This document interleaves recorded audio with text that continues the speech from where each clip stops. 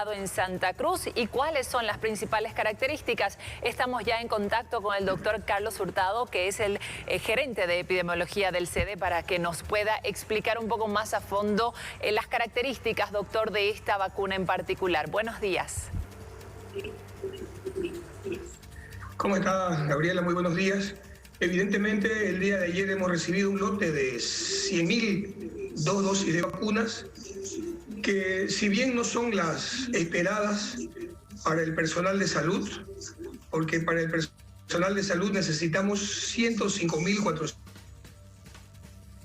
por lo menos son una luz de esperanza para poder empezar a inmunizar al personal de primera línea, al personal de salud, de los diferentes hospitales, centros de salud, clínicas y seguros del departamento de Santa Cruz. Doctor, ¿en qué se diferencia la vacuna de Sinopharm, de procedencia china, con la vacuna Sputnik, que era la que se estuvo aplicando en una primera instancia? Bueno, dentro de las características, primero tiene una mejor cadena de frío porque se puede conservar a una temperatura mayor, digamos. Entonces es una vacuna que requiere mucho menos cuidados en el tema de la refrigeración. En el otro no se olviden que era entre -2 y -18. Esta vacuna se puede almacenar y 8 grados centígrados. Esa es una ventaja para las diferentes redes de salud donde no hay una cadena de frío establecida, ¿no? Primera cosa. Segunda cosa, es una vacuna que ya tenemos experiencia en la colocación de estas vacunas porque es de las características de las vacunas que nos colocamos normalmente dentro de nuestro programa. Es un virus inactivado, ¿no? Y lo que nos va a facilitar la distribución, como les decía, es que no necesita tanta refrigeración. La eficacia es alrededor del 80%, es otra cosa importante. Y aquí no hay que, estaba viendo datos comparativos, que una 85, la otra 90, esta 80. No.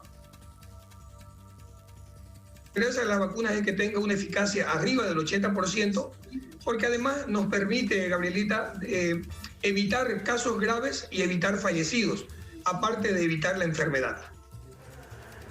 Y son 2 dosis que se deben aplicar, es decir, estas 100.000 servirán solamente para inmunizar a 50.000 personas. Exactamente. Son 2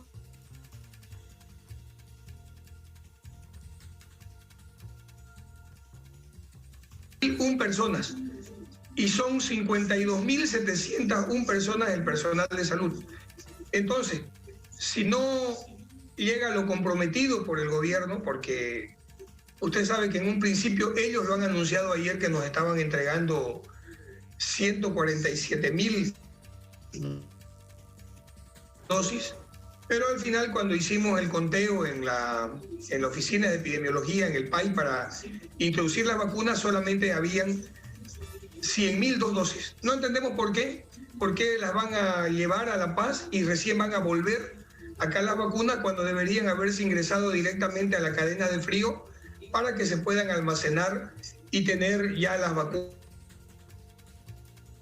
Primero para todo nuestro personal de salud, porque ayer escuchaba a algunas autoridades nacionales que hablaban que ya se podían vacunar las personas con patología de base, con cáncer, los mayores de 65 años. Y no es así, no hay que confundir a la población.